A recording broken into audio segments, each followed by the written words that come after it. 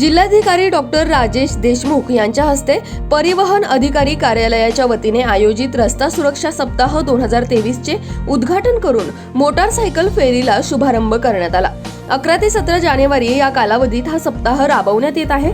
यावेळी पुण्याचे प्रादेशिक परिवहन अधिकारी डॉक्टर अजित शिंदे, सार्वजनिक बांधकाम विभागाचे अधीक्षक अभियंता बप्पा बहिर, उपप्रादेशिक परिवहन अधिकारी संजीव भोर, सहाय्यक प्रादेशिक परिवहन अधिकारी अनंत भोसले, अमर देसाई व युवराज पाटील उपस्थित होते।